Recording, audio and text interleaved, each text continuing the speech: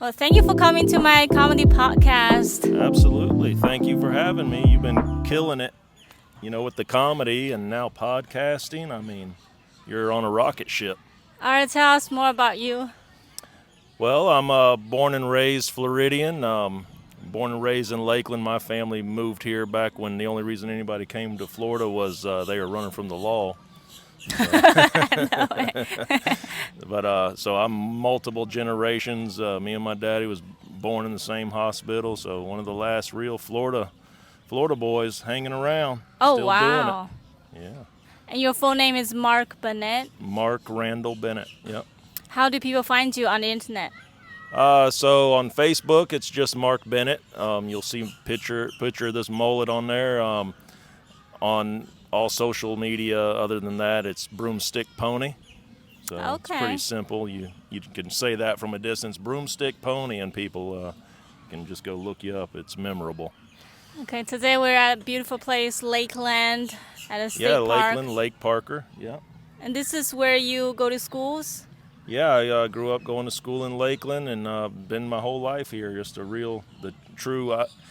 back when I was growing up, Lakeland was nothing but orange groves and swamps and that kind of thing, and now it's just exploded into a little Goldilocks town that everybody in America wants to live in. It's a safe community, great place to raise families. I think I saw alligators coming to sunbathe the other day. Oh yeah, there's if you walk around this lake, you'll see plenty of alligators. There's no shortage of those. Have you ever tried to wrestle one? Yeah, You did? I've done a lot with alligators. I've worked a lot with alligators, that's for sure. Yep. What did you do? I've caught them off the front of airboats. I've caught them, with traps. I've caught them just freehand. Any way you can possibly think of. I've pretty much had an experience with an alligator. What's the biggest one you've wrestled with, caught? As far as hands-on, like that, I wouldn't test myself over probably 8 feet. Oh, wow. Yeah. And that's with buddies. Right. So it's not solo like me just going in. Are they strong? And that's when I'm young and dumb too. Are they super Oh yeah, strong? they're just one big muscle. Oh, wow. That's all they are is a muscle. But you can kind of outsmart them and little tactics. In colder weather they're less aggressive. So you pick a cold day. Same with snakes. Pick a cold day if you're gonna try your luck with a snake. But yeah, cold weather makes them less aggressive, and I think that's a lot of the trick to when you see them on TV. Oh, yeah? They don't tell you the temperature. Oh. What else the trick? You know all the tricks. That's a big one. They're cold-blooded, so if you're gonna handle something, handle it in cold weather, and then act like you're a tough guy. Oh, yeah. It's mid-July right now. I'm taking on a water moccasin. But yeah. That would be so fun. So you have a lot of jokes centered around Florida living. Oh yeah, that's kind of my lane. I'm trying to cut that groove and make that my brand. Is Florida man comedy, because it's what I am, and when I get on stage, I meet the crowd's expectation of who I am, because they see me walk on stage, and then I start doing material. They're like, yeah, that lines up. Yeah. So that's just my lane, and we'll see where it takes me. Hopefully people like it, and they seem to. And since when you've been practicing stand-up? I started I'm about 10 months in right now. Okay. Yeah. Okay. Yeah, but it's going. I've been a student of comedy. Yeah. My whole life. Yeah. I've loved stand-up. But it wasn't always accessible with me. I started a family young, spent, my youth raising a family and making sure that all that was done and all right. And I'm just now getting the opportunity to kind of pursue my own dreams. Yes. You know, and before you're taking kids to martial arts classes, wrestling after school, that kind of thing, and pursuing their dreams. You know, Yes. making sure everything's good for them. You get on your stuff gets on the back burner. Yeah. So I'm just now being able to, you know, the kids are growing up and most of them are grown, but I'm just now able to reach in and reach out to my own passions and I've kept hunting and doing, you know, outdoor stuff, but comedy takes a lot. It's a real grind. So That is awesome. So are you like featuring are you doing very often showing in certain clubs? I've done showcase shows. I'm getting hosting gigs, you know, quite a bit.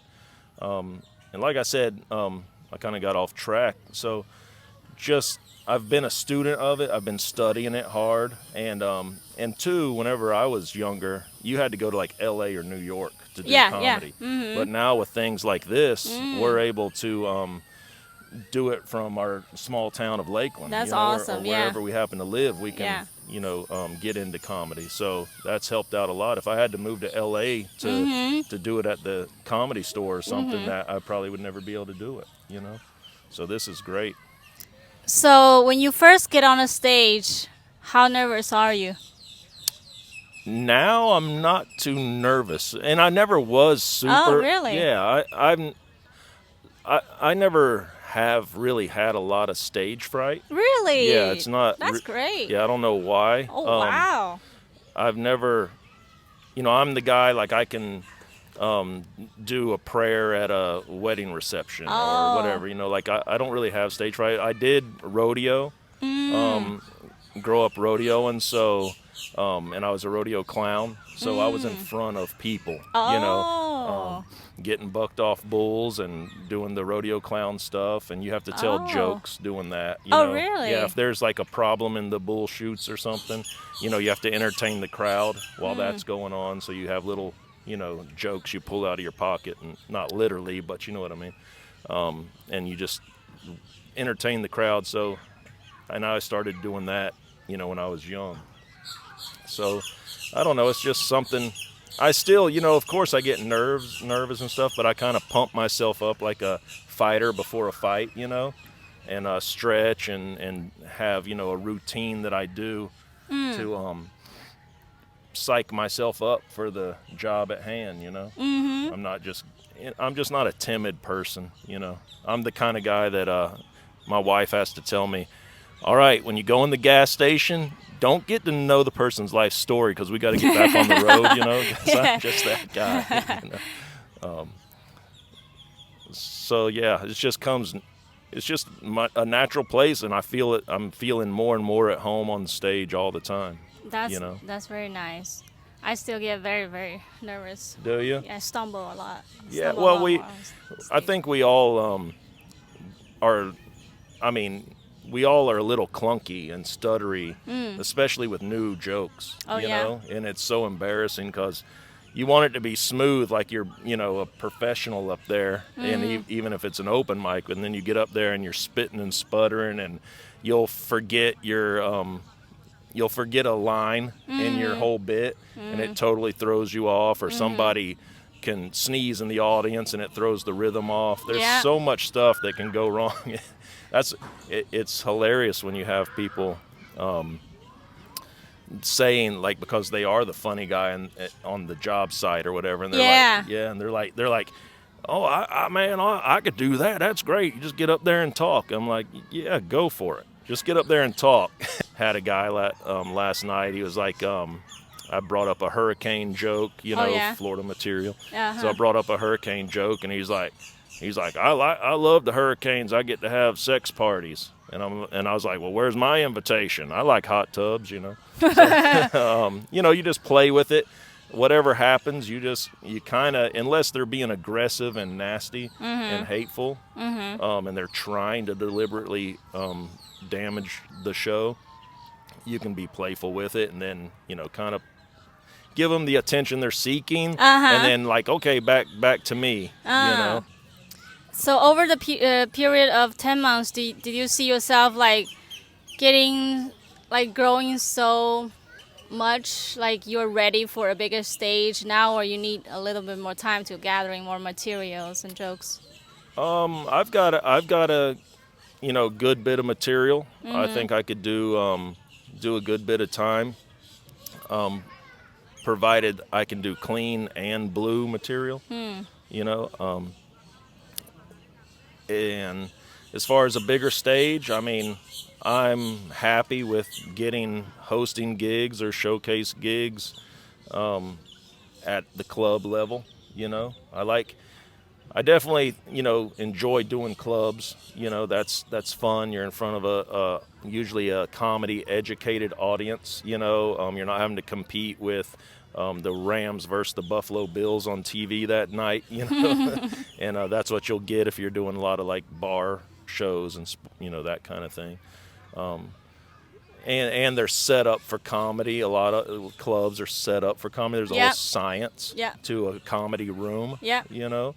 And we don't have to get into that, but because that's a deep rabbit hole. But it makes it the experience better for the audience and yourself, and when that goes well, it makes you look better and professional. So it goes to your credibility.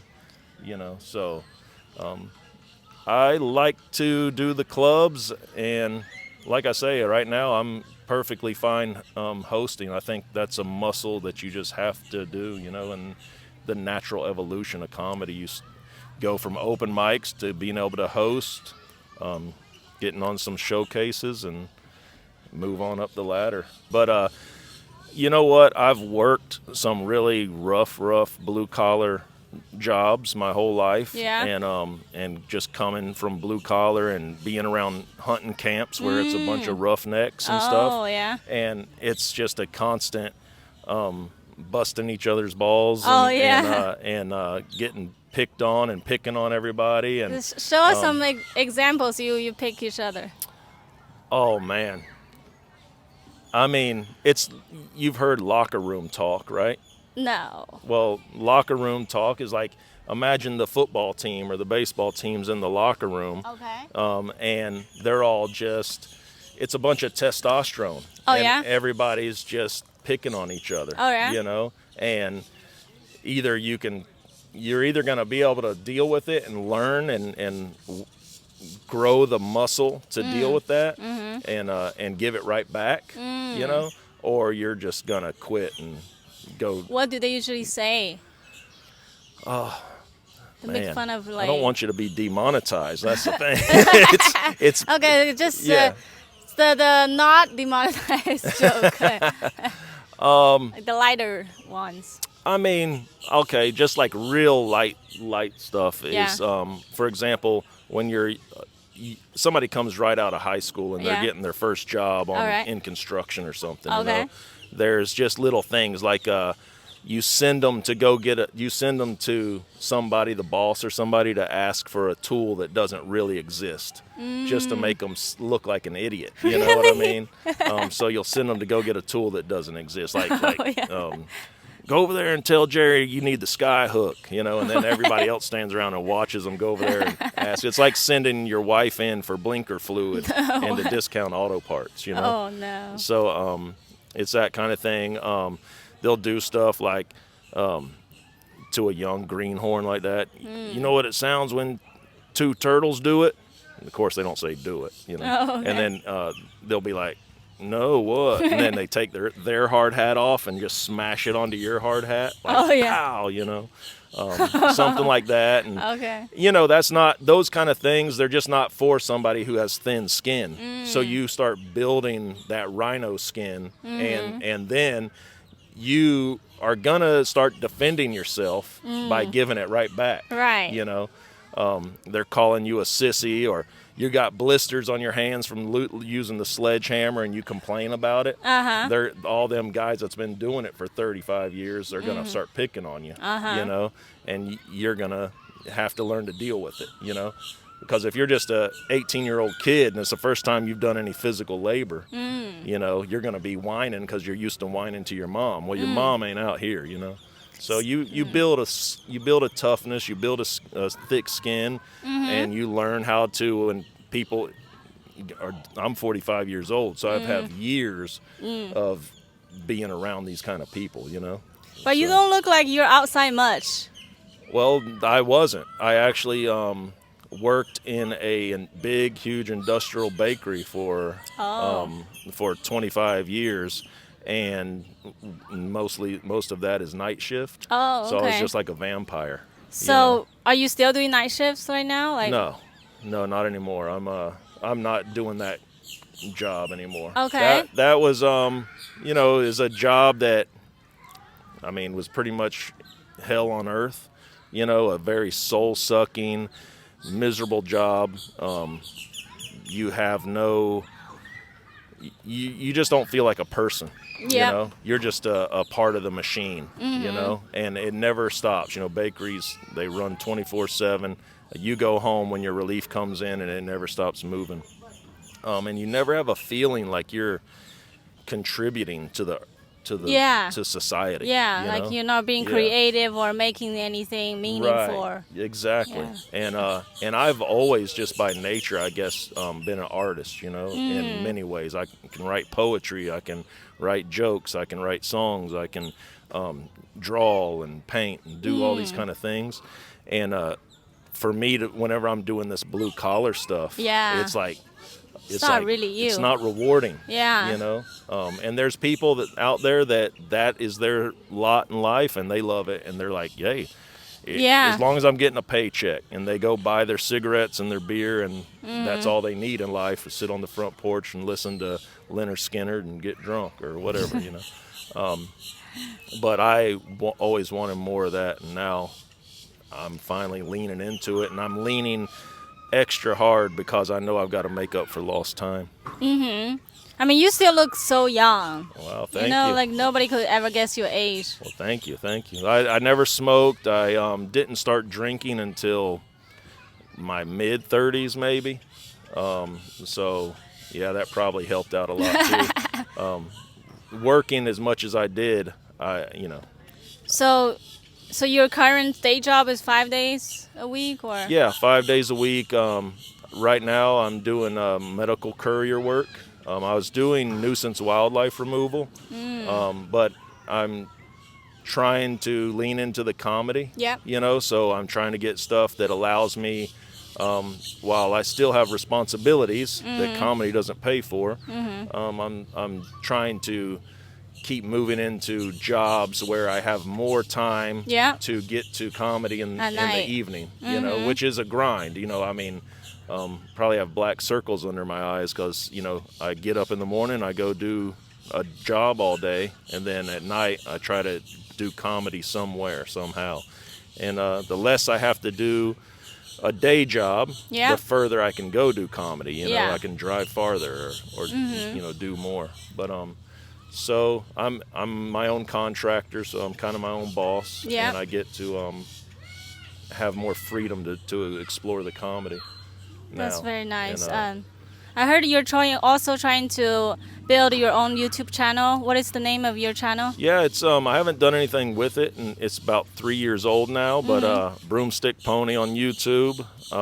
If you want to see a real Florida man acting like an absolute, making a fool of himself. It's just a silly thing that I started doing, and I think because once you see it, you'll understand. It was kind of like a natural evolution. Oh, yeah? Yeah, because I kind of was in the mindset, like, I want to do stand-up. Yeah. But like I say, being on stage is scary. Yeah. And you're really exposing yourself, on stage. You're bearing it all. Yeah. And I was like, you know what? There's one way to rip the Band-Aid off and do something so embarrassing and degrading to yourself that getting on stage, the volume's turned down on that. Okay. So I just made this ridiculous character and put it all over YouTube, put it on YouTube for all the world to see, and then did that, for so long. I quit doing it. Just life got involved, and I quit doing it. Probably should have keep doing it, because people did respond very well and always asking about it. Oh yeah, like even now they're like you need to keep doing that. That was so good. You were probably like a born actor too. Like you know what? I actually won a acting little contest once. At where's it? Universal Studios. They do the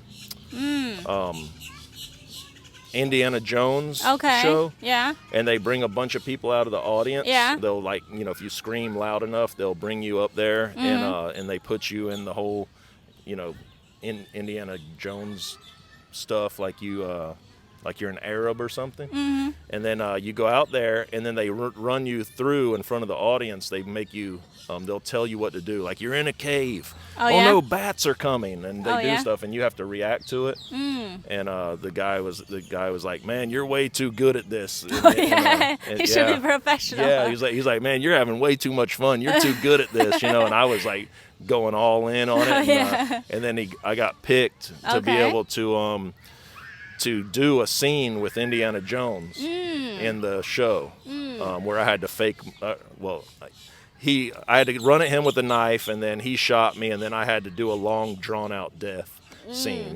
So it was pretty cool. Wow. So, I do think I would be pretty good at acting and all this kind of thing. I mean, I never in a million years would dream I'd be sitting here with you now, making a podcast, talking about how much stand-up stuff I've done. It's never too late to start what you want, what you really want, and makes you feel fulfilled and happy. Yeah, it especially with stand-up. Being my age and starting my age, I have so much to talk about too. Yeah, I have a lifetime of material that I'll probably never even get to. That's right. Right. Yeah. And you can relate to all people, basically. Yeah. I've dealt with so much in my life that it just gives me the muscles and the tools I need to be successful quickly. Whereas if you're a young person starting out and you're getting up there talking about divorce, who's going to believe you? Right. It's like you've had maybe one girlfriend for 6 months, and now you're telling divorce jokes. Their material is more limited. For sure. Yeah. And so. At least that's what I tell myself. I try to, brainwash myself that it's not a disadvantage. What are the advantages? No. You definitely. I think it's the right time for you. Yeah, but if I could have started 20 years ago, where would I be today? That's true. So, but that's saying the best time to have planted a shade tree was 20 years ago. Right. The second best time is today. Right. So, here we go. And I'm leaning hard into it, and hopefully it goes somewhere. We'll see. It's like, is there like jokes about hunting? Like, I don't ever hunt. You never hunted? No. Is there hunting in China? It's not allowed to carry guns in China. Wow. Yeah. Oh, yeah. Guess I didn't think about that. Yeah. Yeah. As far as hunting, you know what? I think it's one of those things you just have to be there. Oh, yeah? Yeah. There's a lot of funny things that happen in the woods. I'll tell you a funny story about me. Okay. One time I had to use the restroom in the woods, and naturally you got to go where you got to go. Yeah. And I picked up moss and used that to clean up with. Oh, yeah? And I had, I don't know how many thousands of little baby ticks, like newborn baby ticks, all over my big ass white cheeks. And then I had to have my brother-in-law at the time pick them off, and they they pinch on. So so there I was, like elbows on a counter, in the camper with my butt tooted out, and here's my brother-in-law having to pick them off one by one. Man. And here goes this. He told me, bro, you better never tell nobody about this. You better never tell nobody about this shit. And he's like, you better thank God I love you, and all this stuff. Yeah. How do you not see it when you pick it up? They're just in the moss, they were in the moss. Wow. And I guess this particular moss just had a nest of them in it. Oh. So when you go hunting, what kind of animals you encounter in Florida? Primarily, I mean, you can hunt everything in Florida. I mean, a lot of stuff. You can hunt. My favorite hunting is white-tailed deer hunting. I do a lot of hog hunting, and they're a nuisance animal. They're considered a livestock, not a game animal. Deer are a game animal. But I do a lot of hog hunting, deer hunting, squirrel. Squirrels just more like you go out pinking for squirrels, you know. They're fun and they're tasty. Plus they keep your eyes sharp, you know, for target practice. Turkey, there's a big state for turkey hunting because we have Osceola turkeys, which is sort of a bucket list item for turkey enthusiasts. So turkey hunting, and we have that's the main things, you know. There are gator hunts.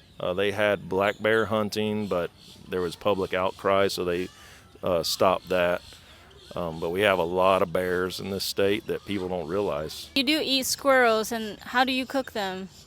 You just batter them in flour and fry them up. You know, just pretty much fry. Make gravy with the grease and put it over rice, and just have fried squirrel and rice and some cabbage or something. Is it more taste like a bird? Not like really the like a texture? bird. No, I mean I Like don't a know if you ever quail? had rabbit. Not really. It's not really like a bird. Okay, so it's Yeah. like Yeah, we used to have a lot rabbit. of quail hunting, but like you said, with all the development, and now we have introduced coyotes. So they devastate the quail population. Oh, wow. Yeah, because they're ground nesting bird. Do you? So. They're mostly nocturnal, right? You have to Quail? go. No, I mean when you go hunt, it's mostly at night, right? No, it's illegal to hunt at night. Oh. I mean, you could get hogs, because like I said, they're considered livestock. They're not a protected game animal. Oh. If they're on your property, they're like your livestock. Oh.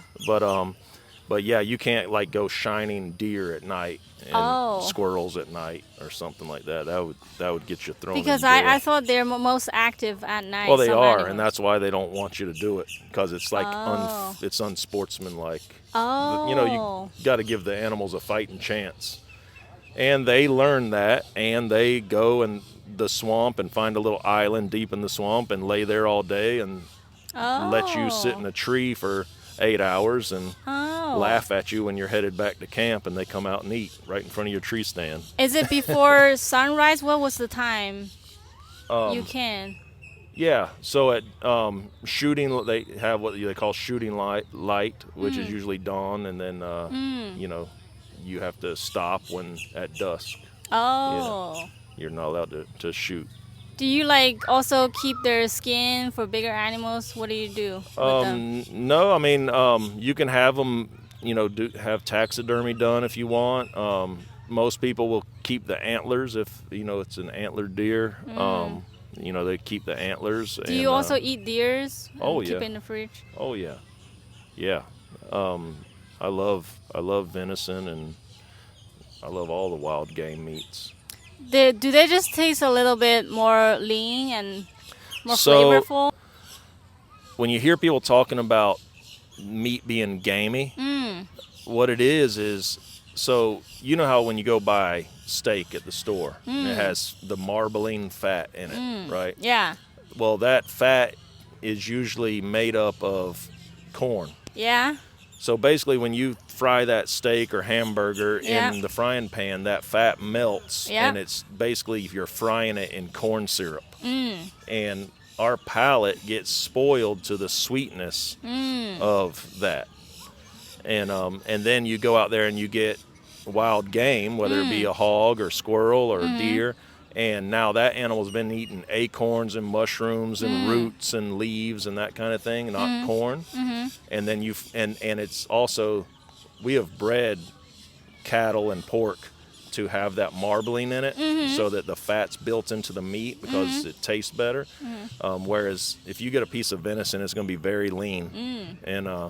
anyway, whenever you fry it, you're not getting all that corn syrupy taste. But that's why if you catch a hog live and you keep it in a pen for 6 weeks, just feeding it corn, you know, you're flushing its system out and you're putting a lot of corn fat on it, and now it's going to taste like a different animal than if you just took it straight from the woods.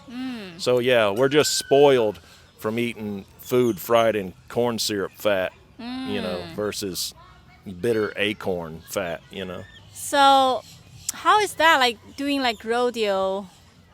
Like is it fun? Like is it a lot of audience watching you? Like, oh yeah, I've never been to one. Oh, you never been to a rodeo? No. Oh, you got to go to a rodeo, yeah? especially if you can find one that's just bull riding. Oh yeah, or just what we call rough stock events. Yeah.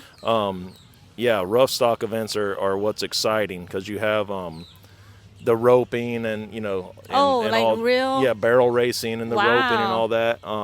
But rough stock events, bull riding especially, you have a lot of like bull rider only events and stuff. Those are super exciting, and it's like hockey. You need to see it live. Oh wow! Know? But it's dangerous too, right? Smell the smells and everything. It's super dangerous. Super dangerous.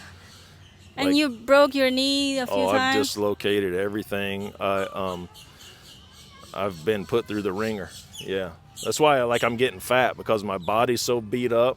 And it's hard to exercise because I go to try and if I try to lift weights and do that kind of thing, it kind of aggravates something. Right. What about swimming?